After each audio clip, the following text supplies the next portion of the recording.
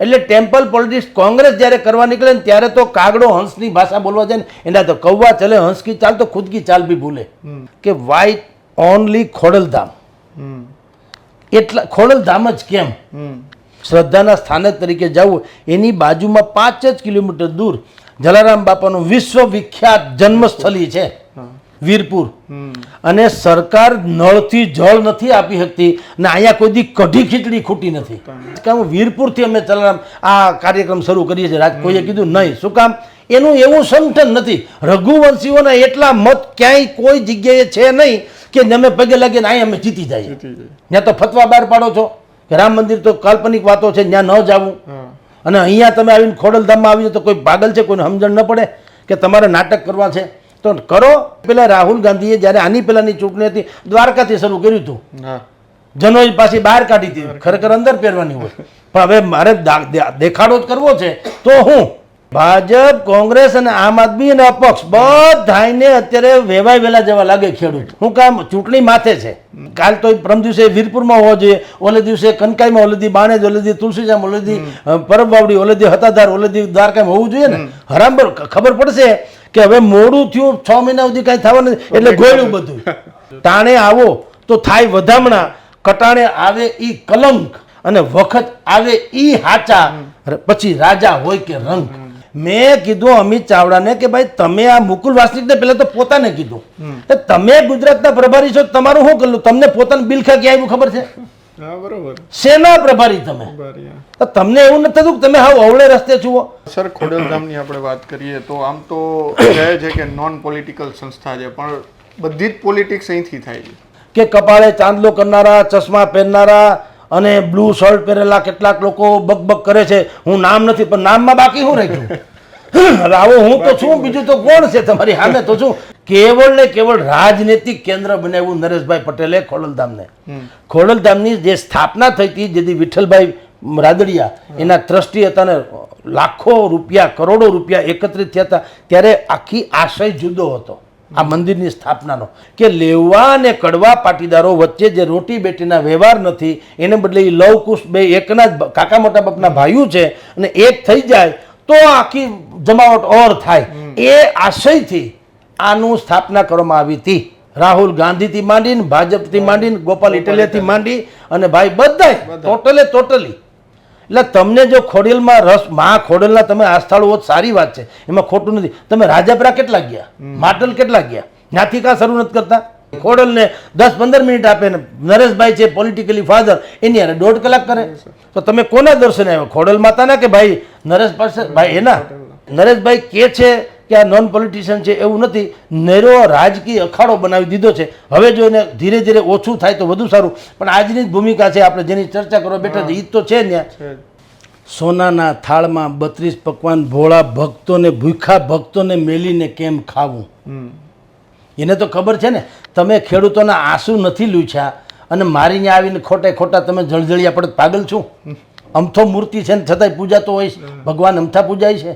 ગુજરાતમાં જ્યારે ચૂંટણી આવે ત્યારે એક શબ્દ જરૂરથી સાંભળવા મળતો હોય છે ને, તે ટેમ્પલ પોલિટિક્સ. આ શબ્દ આજે હું એટલા માટે રિપીટ કરી રહ્યો છું કારણ કે જે સૌરાષ્ટ્રને આમ તો એપી સેન્ટર પાટીદારોનું ગણવામાં આવે છે, અને સૌરાષ્ટ્રથી જ હવે કોંગ્રેસ જે છે તે સ્થાનિક સ્વરાજની ચૂંટણીના શ્રી ગણેશ કર્યા હોય તેવું લાગી રહ્યું છે. કારણ કે આજે અમિત ચાવડા સહિતના જે નેતાઓ જે છે તેઓ ખોડલધામ ગયા હતા, જે પાટીદારોનું આસ્થાનું કેન્દ્ર માનવામાં આવે છે. ત્યાં ધ્વજારોહણ કર્યું હતું અને નરેશ પટેલ સાથે એક બેઠક પણ કરી હતી. આ બધા જ મુદ્દાઓ પર વિશેષ ચર્ચા કરવી છે. આપણી સાથે જોડાયા છે હેડલાઇન ગ્રુપના એડિટર અને વરિષ્ઠ પત્રકાર જગદીશભાઈ મહેતા. સર, જે પ્રમાણે મેં કહ્યું કે ટેમ્પલ પોલિટિક્સ જ્યારે ચૂંટણી આવે ત્યારે શરૂ થતું હોય છે, અને ફરી એક વખત કોંગ્રેસ જે છે તે હવે ખોડલધામથી ચૂંટણીના શ્રી ગણેશ કર્યા છે. આખું કઈ રીતે જોઈ રહ્યા છો? આપણે ત્યાં બહુ મોટા પિંગલસદાન ગઢવી કેવા કવિ થઈ ગયા, કવિ દાદ, સોરી, એણે સુંદર પંક્તિ લખી કે સોનાના થાળમાં 32 પકવાન ભોળા ભક્તોને, ભૂખા ભક્તોને મેલીને કેમ ખાવું? સોનાના થાળમાં 32 પકવાન, તમે આપણે ઠાકોરજીને ધરીએ, અન્નકોટ ધરીએ, પણ ઠાકોરજી એમ કહે છે કે આ ભૂખા ભક્તોને મેલીને મારે કેમ ખાવું? એટલે ઘડવૈયા મારે ઠાકોરજી નથી થવું. તમે ટેમ્પલ પોલિટિક્સ કરો, તમે એટલે પોલિટિશિયન્સ જે ટેમ્પલ પોલિટિક્સ કરે એટલે થોડો રાજા કે ભગવાન રીઝી જાય. એને તો ખબર છે ને તમે ખેડૂતોના આંસુ નથી લૂછ્યા અને મારીને આવીને ખોટે ખોટા તમે જળજળિયા પડત પાગલ છું. અમથો મૂર્તિ છે ને છતાંય પૂજાતો હોય છે, ભગવાન અમથા પૂજાય છે. એટલે તમારી જે કાંઈ પોલિટિક્સ હોય કે જે કાંઈ તમારી મનસા હોય, ઈશ્વર પાગલ નથી. જે કોંગ્રેસે ખોડલધામથી શરૂ કર્યું, એણે જાહેરાત કરી હતી કે અમે લાભ પાંચમથી ચૂંટણીનો પ્રચાર શરૂ કરીશું અને એની શરૂઆત ખોડલધામથી ત્યાં ધ્વજારોહણ કરી ખોડલ માતાજીના મંદિરે ધ્વજારોહણ કરીને અમે કરવાના. હું પ્રશ્ન એ પૂછું મિત્ર કે વાય ઓનલી ખોડલધામ? એટલા ખોડલધામ જ કેમ? જો તમારામાં શ્રદ્ધા એટલે તમે હિન્દુ ધર્મને લાગે વળગે એવી શ્રદ્ધાના સ્થાનક તરીકે જાઓ, એની બાજુમાં 5 જ કિલોમીટર દૂર જલારામ બાપાનું વિશ્વવિખ્યાત જન્મસ્થળી છે વીરપુર, અને સરકાર નળથી જળ નથી આપી શકતી અને અહીંયા કોઈ દી કઢી ખીચડી ખૂટી નથી. આવું સત તો આજની તારીખે છે. પૈસા મૂકવાની મનાય ને જમા વગર આવવાની મનાય. બોલો, બેય વાંચું સાથોસાથ છે. નહીં તો ઠીક છે કે ભાઈ લોકો પૈસા આપે, તમે પૈસા એટલે કે ધરે.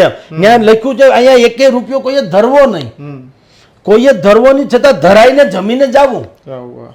તો ત્યાં કોઈએ કીધું કે ભાઈ હું આજકાલ વીરપુરથી અમે ચલારામ આ કાર્યક્રમ શરૂ કરીએ છીએ, કોઈએ કીધું નહીં. શું કામ? એનું એવું સંગઠન નથી. રઘુવંશીઓના એટલા મત ક્યાંય કોઈ જગ્યાએ છે નહીં કે અમે પગે લાગીને અહીં અમે જીતી જઈએ. એટલે ટૂંકમાં તમારા પેટમાં કાંતિ તો રાજકારણની જ છે. તો ખોડિયાલમાં હોય કે ગમે હોય કે પાગલ છે નહીં સમજાતું હોય ને ભગવાન અમથા બીના હોય છે. તમે માણસને ઉલ્લુ બનાવો, ભગવાનને ક્યાંથી મેળ પડે? એટલે ટેમ્પલ પોલિટિક્સ કોંગ્રેસ જ્યારે કરવા નીકળે ને ત્યારે તો કાગડો હંસની ભાષા બોલવા જાય ને એના તો કૌવા ચલે હંસ કી ચાલ તો ખુદ કી ચાલ બી ભૂલે. તમારી આ એન્ટાયર મેન્ટાલિટી કેવી છે કોંગ્રેસની? તૃષ્ટિકરણ જેવી. જગ જાહેર વાતો છે. તમે રામ મંદિરમાં તો જાતા નથી, ત્યાં તો ફતવા બહાર પાડો છો કે રામ મંદિર તો કાલ્પનિક વાતો છે, ત્યાં ન જવું. અને અહીંયા તમે આવીને ખોડલધામમાં આવીને તો કોઈ પાગલ છે, કોઈને સમજણ ન પડે કે તમારે નાટક કરવા છે તો કરો. નાટકમાં ક્યાં ફરક પડતો? હવે તો જનતા બિલકુલ જાગૃત થઈ ગઈ છે. બધાને બધી ખબર છે. બધા જુએ છે ક્રિકેટના મેચની જેમ. સિક્સર ફટકારો તોય તાળી, વિકેટ પડે તોય તાળી. જે જીતે એની સામે અમે વાત થઈ ગઈ પૂરી. કોઈ તમારી ફેવરમાં નહીં, નહીં તો સન્નાટો ન થઈ જવો જોઈએ વિકેટ પડે તો. પણ જનતા થઈ ગઈ, દર્શકો હવે એન્ટરટેનમેન્ટ જેવું. પહેલા જમાનામાં એવું હતું કે નેતા આગળ હતા ને જનતા પાછળ હતી. હવે જનતા આગળ છે, નેતા પાછળ છે. તમે આવો, મજા કરો, બધું તમારો ડ્રામા જુએ. હમણાં આજે ટેમ્પલ પોલિટિક્સ શરૂ કરી છે. આવતીકાલે બોટાદમાં કોંગ્રેસની કિસાન સંમેલન છે. તો ભલે ન્યાય જોજો, તમે પહોંચશે, લોકો આવશે, બધા ભેગા કરવામાં આવે ને. કોઈ સ્વયંભૂ તો આવતા નથી. બધાને ભેગા કરશે, આવશે, ખાઈ પીને તાળીઓ પાડીને વયા જાય, મજા કરશે. હરામ બરોબર જો કોઈનું ભલું થયું હોય તો, અને આમાં કોંગ્રેસનું ભલું થવાનું હોય તો આવા તો એને આની પહેલાં રાહુલ ગાંધીએ જ્યારે આની પહેલાંની ચૂંટણી હતી દ્વારકાથી શરૂ કર્યું હતું. જનોઈ પાછી બહાર કાઢી હતી, ખરેખર અંદર પહેરવાની હોય. પણ હવે મારે દેખાડો જ કરવો છે તો હું એટલે ટાર્જન બનવા આટલું થઈને તમારે અંડરવેર બહાર પહેરો તો ટાર્જન લાગો, એના જેવી વાતો છે. તો જનોઈ બહાર કાઢીને હું બ્રાહ્મણ. એટલે ભાઈ તમારે નાટક કરવાની ક્યાં જરૂર? તમે જો ખરા અર્થમાં હિન્દુ ધર્મથી માંડીને દરેક ધર્મ, હિન્દુ શું, હિન્દુ મુસ્લિમ શીખ ઈસાઈ, તમે તો જાહેર જીવનના વ્યક્તિ છો. તમારે કોઈ એક પર્ટિક્યુલર ધર્મ ઉપર શું કામ જવું જોઈએ?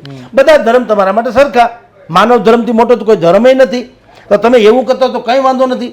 તમે ટાણે જો આવો, આજ કોંગ્રેસે બોટાદમાં જ્યારે હોટા ફાડી નાખ્યા પોલીસે અને બરડા તોડી નાખ્યા ખેડૂતના, તે દિવસે કોંગ્રેસ આવી હોત મેદાનમાં તો આજે અધિકારપૂર્વક એ મિટિંગ કરી શકી હોત.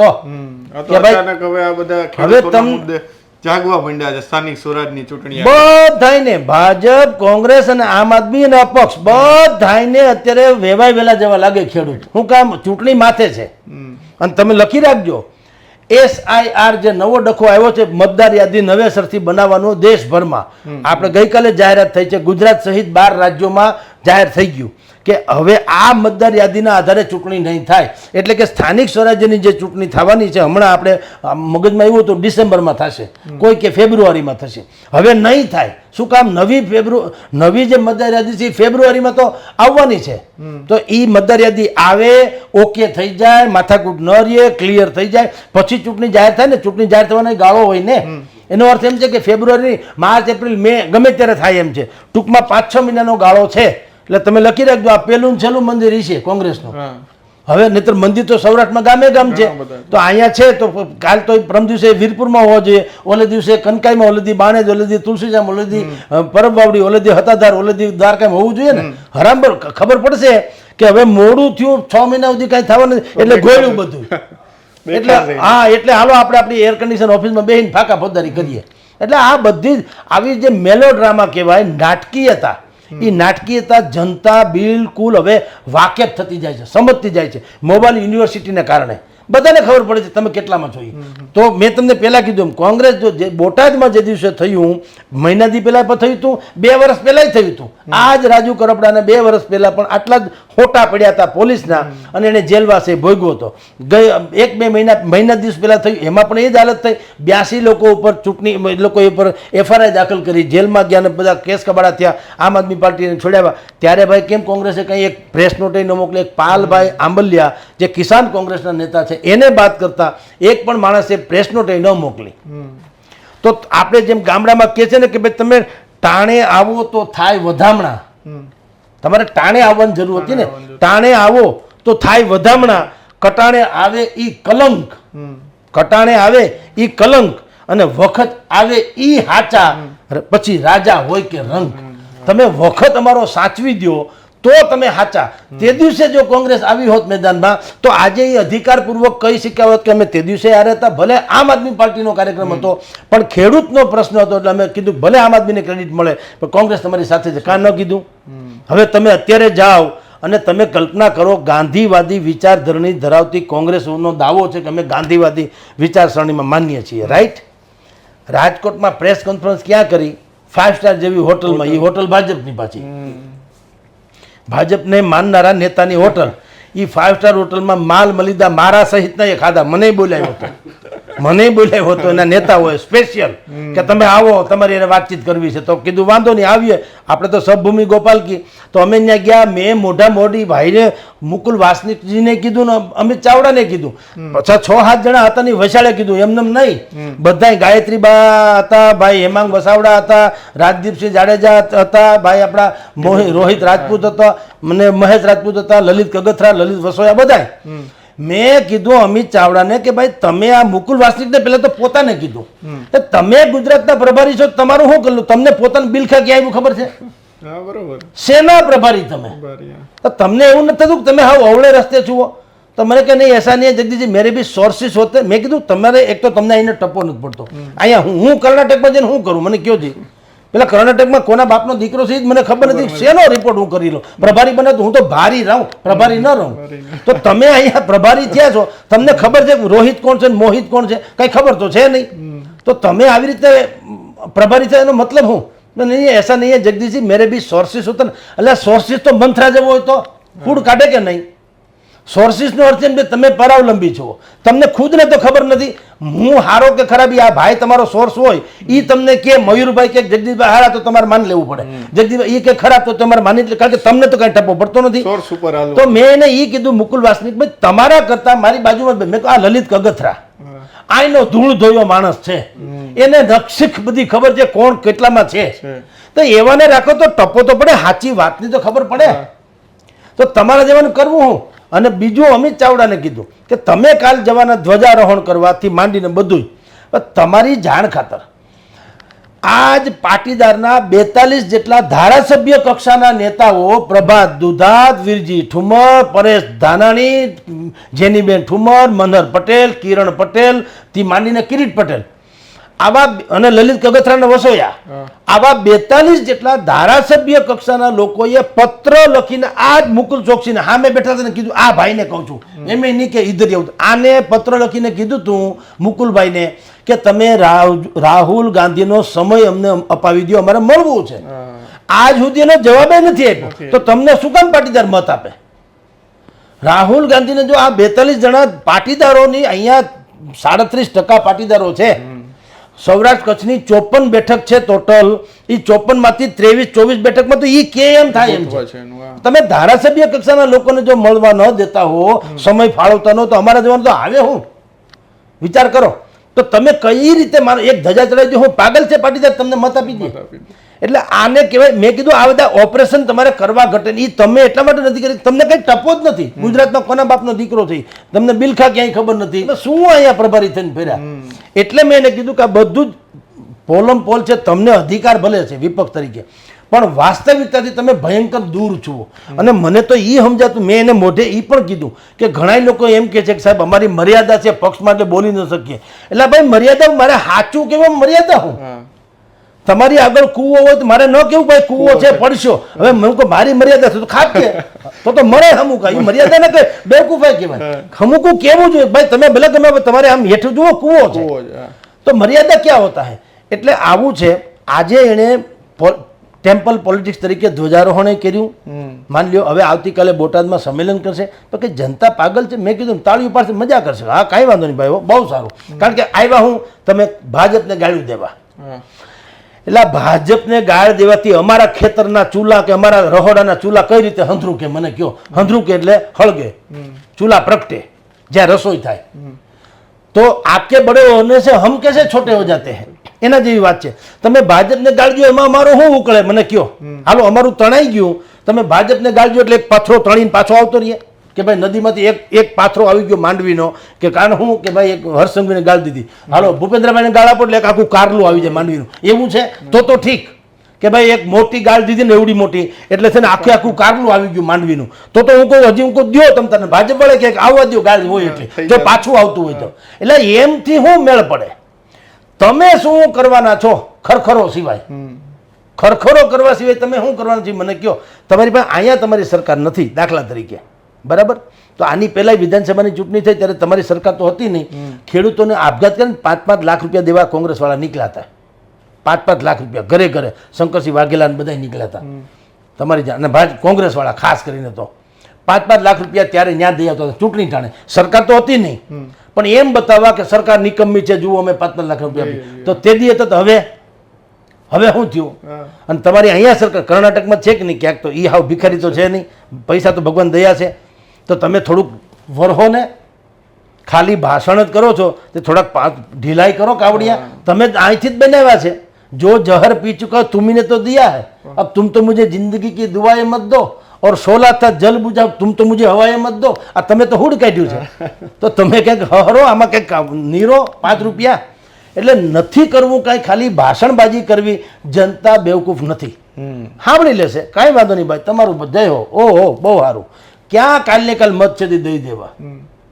ભીખુદાન ગઢવી કે ને આમ બસ સ્ટેશનમાં બાઈકે બસમાં બેઠો હતો ને, આમ આમ આમ આમ કર્યા કરે બાજુની બેઠકમાંથી. મેં પૂછ્યું કે આ શું કરો છો? એ કે હું ચકલાને ચણ નાખું છું. તો એ કે મેં કીધું કે આમાં ક્યાં ચકલા ક્યાં છે? તો કે આમાં ચણે ક્યાં છે? આનું શું કરી લેવું? એટલે હાવ કાંઈ કોરે કોરી વાતું જ કરવી, એનું શું કરી લેવું? એ ગાળ્યું દે ભાજપ વાળા, એનાથી શું થઈ જાય મને ખાલી વાતું શું કહે? તો ગાળ્યું તો અમથે જનતા દેતી જ છે. જેનું બધું તણાઈ ગયું એ એમ કહેતા છે કે ભલે મારું હંધુય તણાઈ ગયું, માટી તણાઈ ગઈ, ખેતર તણાઈ ગયું, વાર્ષિક કમાણી તણાઈ ગઈ, મારા અરમાન તણાઈ ગયા, મારા બધા ખર્ચા બરચા સત્યાના, તો પણ હે ને બસ ભગવાન ભાજપનું ભલું કરજે એવું હોય. એ તો ગાયબ તો દેતા હોય કે આ સરકાર કંઈ કરતી નથી. એ તો કોઈ પણ કરે, એમાં તમે શું નવું કરવાના? તમે કંઈક એને એવું આશ્વાસન આપો નક્કર રોકડું કે લોકોને એમ લાગે કે ભાઈ કમસે કમ આનામાં એ માનવતા તો છે કે અમારું કંઈક સામે ધ્યાન દોર્યું. હવે એવું નથી તો ખાલી ગાળ દેવાથી મતલબ નહીં. કાલે એ ગાળ દેશે, પરમ દિવસે 31મી તારીખે સુરેન્દ્રનગરમાં સુદામડા નામનું ગામ છે, ત્યાં આમ આદમી પાર્ટીએ 31મી ઓક્ટોબરે ત્યાં કિસાન પંચાયત રાખી છે આખા ગુજરાતભરની.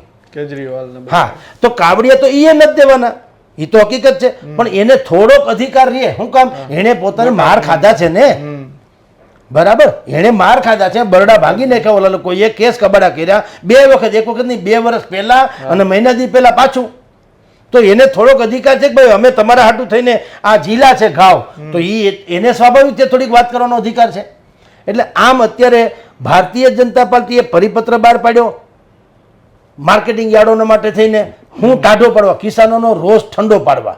શું કીધું કે ભાઈ માર્કેટિંગ યાર્ડમાં જે જણસો ખેડૂતો લઈને આવે એ માર્કેટિંગ યાર્ડના બ્રિજ ઉપર જ વજન થાય એ જ માન્ય ગણવું, એમાં ઓછા વધુ ન કરવું.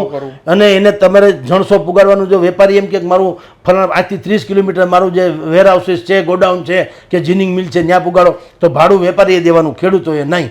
આવું બધા 3-4 પરિપત્ર બહાર, એક પરિપત્રમાં 3-4 નિયમ બહાર પાડી ને કિસાનોનો રોષ ટાઢો કરવાનો કોશિશ કરી, પણ તમે જુઓ એનાય કેવા પાપના ઘડા ભરાઈ ગયા છે. હજી એ પરિપત્ર છાપામાં છપાઈને ખેડૂતો વાંચે એ પહેલા તો વરસાદ આવ્યો કે બાકીનું બધું તાણી ગયું. હવે એ રોષ પાછો ઓર વધી ગયો.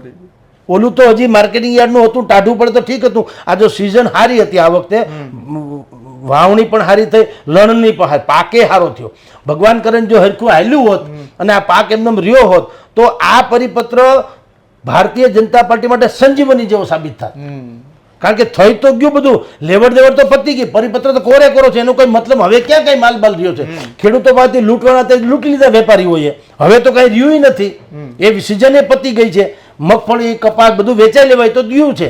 ખાલી કેવા ખાતર પરિપત્ર બહાર પાડ્યો કે એને ગામમાં ફાંકા ફોદારી કરી એક મીડિયામાં જુઓ અમે ખેડૂતોના હિતમાં પરિપત્ર બહાર પાડ્યો, પણ તોય વાંધો નહોતો જો આ વરસાદ ન થયો હતો કમોસમી. પણ કમોસમી વરસાદ થયો એમાં તમારું ઈ ઓલું જે પાપ ઢાંકવા ગયો તો આ તમારું ખુલ્લું પડી ગયું. અને આ તો કેવું ખુલ્લું પડ્યું, એટલે અંબાલાલ પટેલ ને પરેશ ગૌસ્વામી 15 દીથ્યા ગાંગરે છે કે ઓલો બાપ ત્રાટકવાનો છે ને તમારું સત્યાનાશ થઈ જાય, ગુજરાતીમાં કે છે. તો તમારું ડિઝાસ્ટર મેનેજમેન્ટ ક્યાં?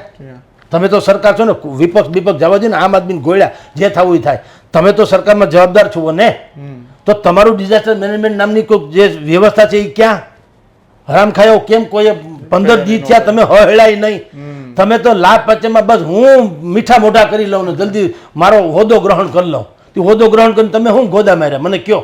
મોતના દી તો કર્યા તમારા હોદ્દા, તમારે કેવું છે 5 દી વહેલા મોડું.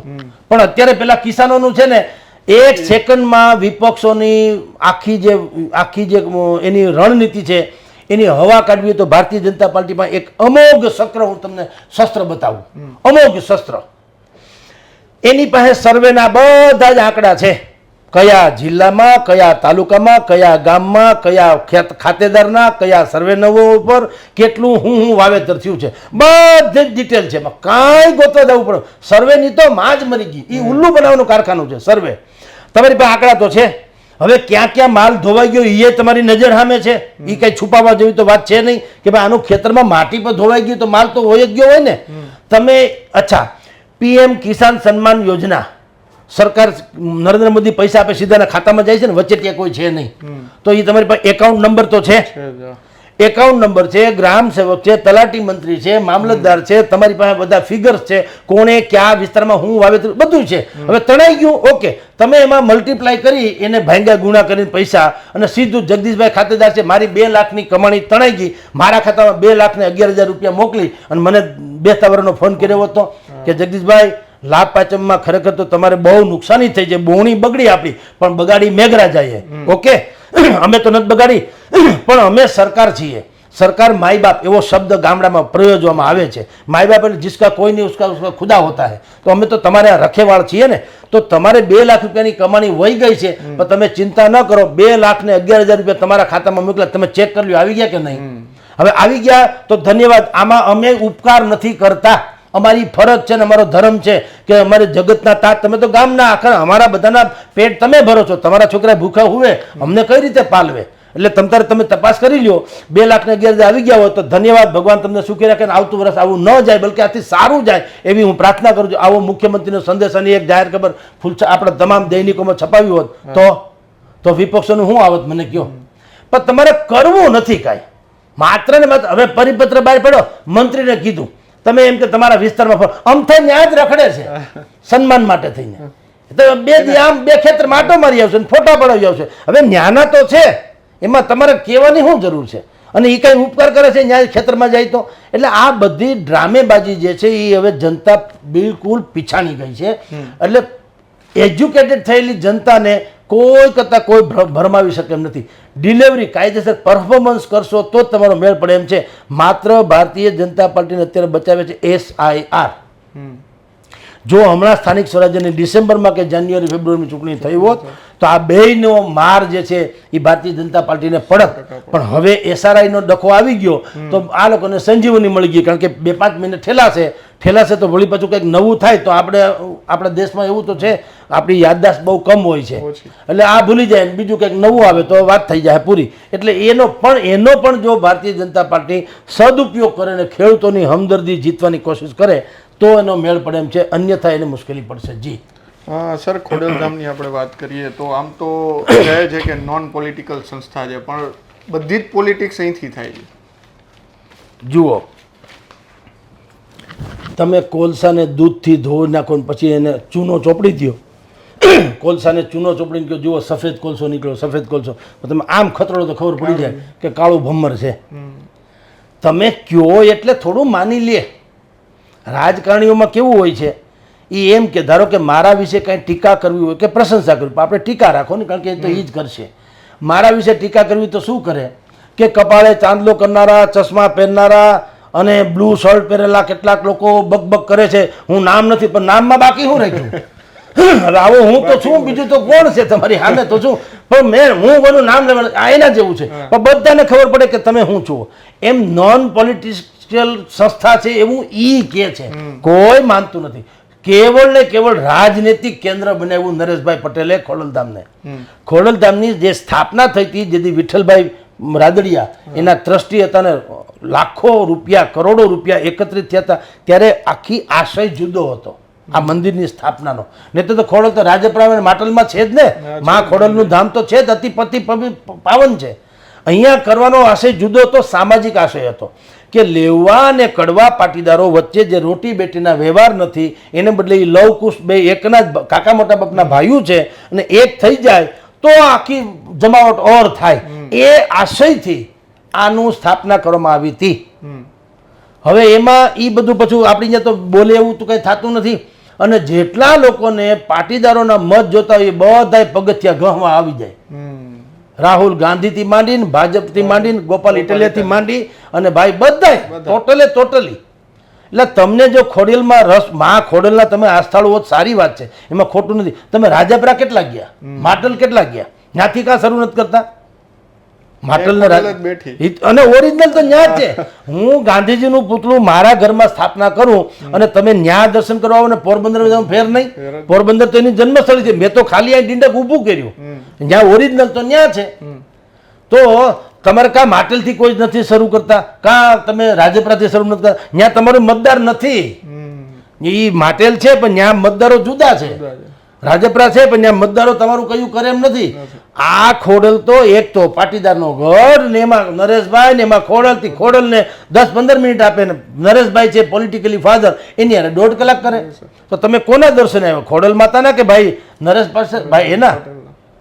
એટલે આ ભલે પાટીદારોની સંસ્થા આ ભાઈ નરેશભાઈ કહેતા હોય કે આ નોન પોલિટિશિયન, એ ખોટી, એ બોલે તો બધા વાહિયાત જેવું લાગે સાહેબ. એ બધાને ખબર છે શું છે. અને એમ કરીને નરેશભાઈએ બે વસ્તુનું આમ જુઓ તો નિકંદન કાઢી નાખ્યું. ન એને તીર્થભૂમિ રાખવા દીધી કે ન એને પોલિટિકલી કે સોશિયલ રહેવા દીધી. આ ત્રિભેટે ઉભેલી છે.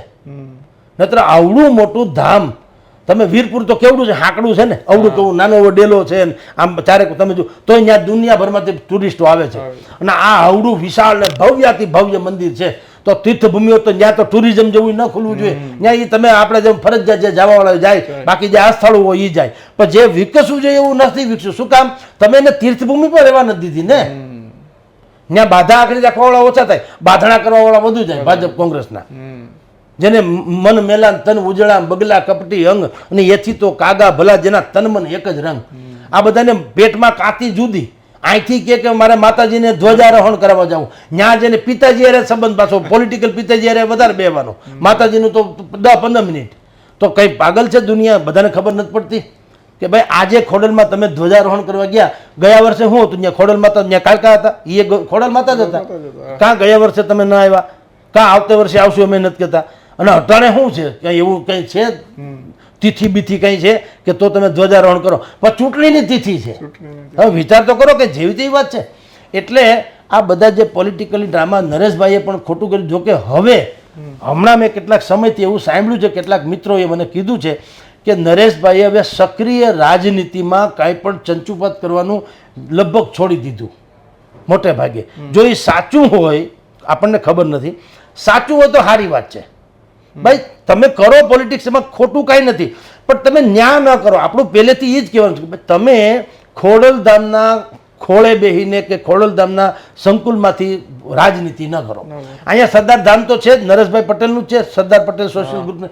તો ન્યા કરો ને, તમને રાજકારણમાં કરો કઈ વાંધો નથી, પણ ન્યા કરો. આને તમે તીર્થધામ રહેવા દો, જેથી કરીને શ્રદ્ધાળુઓ આવે અને કેવળ સૌનું કલ્યાણની વાતો થાય. ભાજપને કોંગ્રેસને એવું ડખો થાય તેમાં તો મંદિરની ગરિમા પણ ગવાઈ ગઈ. એટલે નરેશભાઈ કે છે કે આ નોન પોલિટિશિયન છે, એવું નથી. નેરો રાજકીય અખાડો બનાવી દીધો છે. હવે જો એને ધીરે ધીરે ઓછું થાય તો વધુ સારું, પણ આજની જ ભૂમિકા છે, આપણે જેની ચર્ચા કરવા બેઠા છે એ તો છે ત્યાં કે કોઈ માટેલ કે રાજપરા તો ગયા નહીં, તોય ગયા તો ખોડલધામમાં. એટલે એ બોલે એ કંઈ કોઈ પાળતું નથી, બધાને બધી ખબર છે. તો જેટલી આટલા ઉઘાડા પડતા જાય છે એ આ સોશિયલ મીડિયાના માધ્યમ થકી હવે કોઈ વસ્તુ છુપી રહેતી નથી. તો હવે મેં કીધું ને એમ, પહેલાં એવું હતું કે નેતાઓ પાછળ આગળ હતા ને જનતા પાછળ હતી. હવે જનતા આગળ છે, આ બધાથી વાકેફ છે, દુનિયા સમજી જાય છે. હું બોલું ને મારામાં કંઈક ખામી હોય તો એ લોકો નીચે કોમેન્ટ નથી કરતા કે તમે લોકો ઉલ્લુ બનાવો છો કે સાચું કે ખોટું, લાઈક ડેટ જે એને ભાવે કરે છે ને. કોઈની શેર શરમ રાખતું નથી. તો નરેશભાઈ હોય કે બીજા કોઈ હોય કે આ રાજકીય પાર્ટી હોય, એને કે ભાઈ સાહેબ હવે સુધરો, જનતા જાગી ગઈ છે, સુધરો, નહીતર નહીં મેળ પડે. જી સર, અંતિમ પ્રશ્ન. વિસાવદરની અંદરથી ગોપાલ ઇટાલિયા જ્યારે જીતીને આવ્યા ત્યારબાદ ભાજપ જે છે તેમને મંત્રીમંડળનું જે વિસ્તરણ થયું અને ભાજપે સૌરાષ્ટ્ર ઉપર ફોકસ કર્યું. કોંગ્રેસે પણ હવે એ જ કરવા જઈ રહી છે કે અહીંયા ફોકસ કરી રહી છે. આ બધું ગોપાલના કારણે થઈ રહ્યું છે કે શું? થઈ તો ગોપાલના કારણે થયું છે, પણ તોય ગોટાળો થયો છે. આમાં જેના એક બટન ઊંધું દેવાય ને બધા બટન ઊંધા જ દેવાય. એટલે અમે 18 વર્ષની એક વ્યક્તિ માગી, તમે 9 વર્ષની 2 પકડાવી. એ તો ઉલટાની જવાબદારી થી છોકરાને તો સાચવવા ને, 9 વર્ષનું તો બાળક કહેવાય ને. 18 વર્ષના સશક્તની જરૂર હતી, તો જેથી કરીને અમારે કંઈક મેળ પડે. હવે તમે 9 વર્ષના 2 આપો તે ઉલટાના ઓવર વધી ગયા. પેલા અમે 17 મંત્રીથી ત્રાસી ગયા, હવે 27 થી ત્રાસી જવાના. વાત તો એ જ છે, બીજું એ વ્યાપ વધ્યો, પણ એકેયમાં કાંદો કાઢ લેવા જેવો છે નહીં. કોઈ મંત્રી એવો ઝુંઝારું છે ખાનખાના કે જેના નામે ડંકા વાગે. એક જમાના જેમ સનત મહેતા હતા, દાખલા તરીકે નિષ્ણાંતમાં નિષ્ણાંત સનત મહેતા કોંગ્રેસના હતા, નિષ્ણાંત ચિમનભાઈ પટેલ નિષ્ણાંત, જયનારાયણ વ્યાસ, તમે જુઓ એના નામથી જ પ્રચલિત હતા.